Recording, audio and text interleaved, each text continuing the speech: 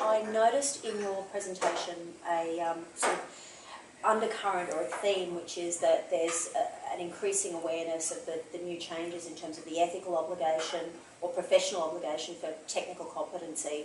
Am I right in saying that that is happening, or do you think it's resonating? Are people really getting it, or do you think there's a bit of noise out there that's sort of not having an impact yet?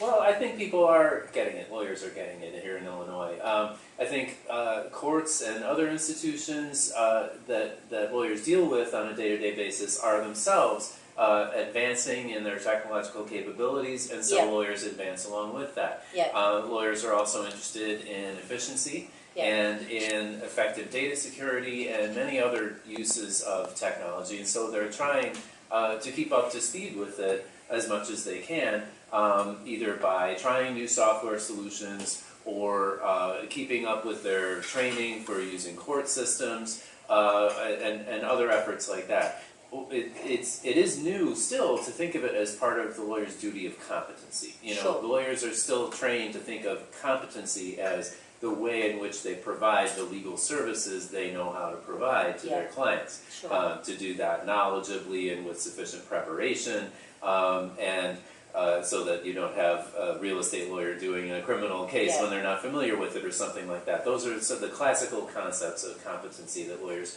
still have. So to envelop or to have technological competency be a part of all that is still kind of a new concept. But I think lawyers are very adaptable and are looking for ways to have technology improve their practices, and so I think they're very much willing to be up to speed. Chad, do you think there's a great metaphor that I heard in a recent seminar on this topic, which is a fish doesn't know it's wet, and it's this concept of lack of sort of self-awareness. Do you think that is an issue still in some parts of the legal profession, where sometimes lawyers don't even know the questions to ask in that, you know, in terms of technical issues? Do you think that increasingly, you know, is that a problem? Oh, I think so. Yeah, I think so. It's also the fear of the unknown. So I think sometimes if lawyers aren't completely familiar with something, they go into the mode of not wanting to deal with it, kind of witching away. I think especially with e-discovery, it's witched away a lot. And if you do that, it causes a lot of problems. But yeah, taking the time to learn the questions to ask. Or just, you don't have to know everything about e-discovery. Like I think the topic that I kept hitting on today at our presentation was this Rule 1.1, the duty of competence to stay up with technology. You don't need to know everything. You don't need to become a cybersecurity expert. You don't need to become an e-discovery expert. You just need to understand the concepts.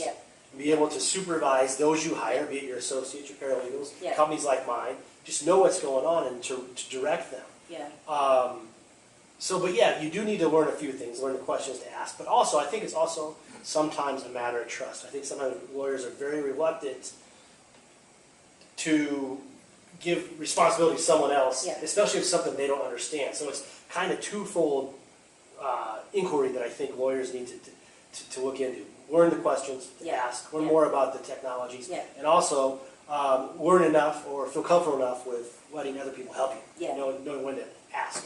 Absolutely. You've recently come on board as a partner of EDT, and we're so happy to be working with you. You've Likewise. got a really impressive team. We love working with the guys, and it's an interesting time for us in the market, isn't it, in terms of the joint offering we're taking to the market and the managed service that builds in your capabilities. Can you sort of explain it in a broad way that will resonate for, I guess, someone hearing it for the first time? Because people get a bit confused, I think, about managed services, traditional transactional hosting, managed services in terms of review, which is, a domain you're familiar with.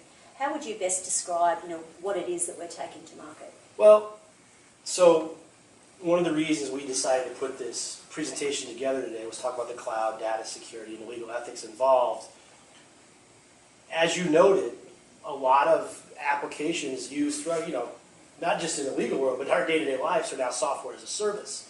But as you get into industry and businesses and stuff, and talking about the legal industry here, is the software, although it's software as a service, and it's self-contained. For a lot of offerings are self-contained. You can do it all yourself.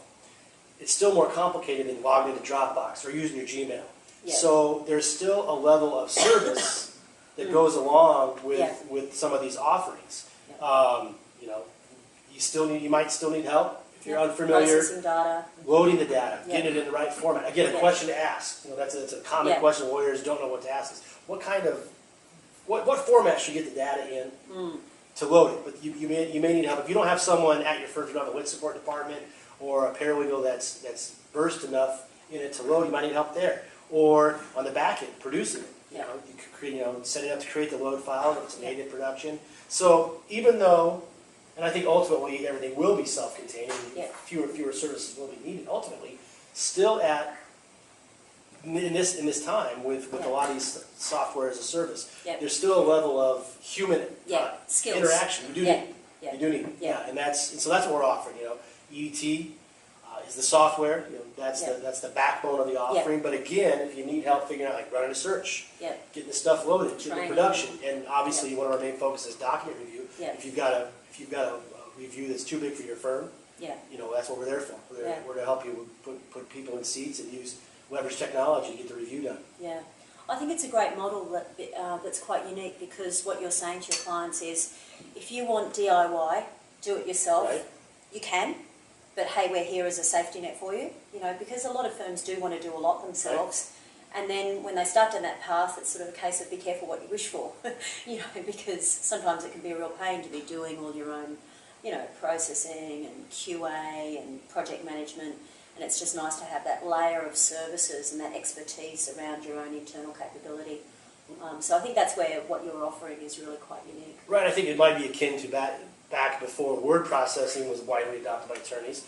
You had an assistant type up your letters. Well, then ultimately, it moved to word processing, and lawyers could do that themselves. I think ultimately, e-discovery software will be self-contained, and word processing is now pretty much users can do everything themselves, but it's just not there yet. There's still some level of service that needs to be provided. And quite frankly, I think some law firms and lawyers would rather spend their time practicing law than dealing with litigation support tasks or paralegal tasks. And they may not have that support department to do. Absolutely. Well, it was fun presenting with you guys today. Thanks so much for the opportunity. Likewise, thank you. Great to meet you, Jim. Thanks, Chad.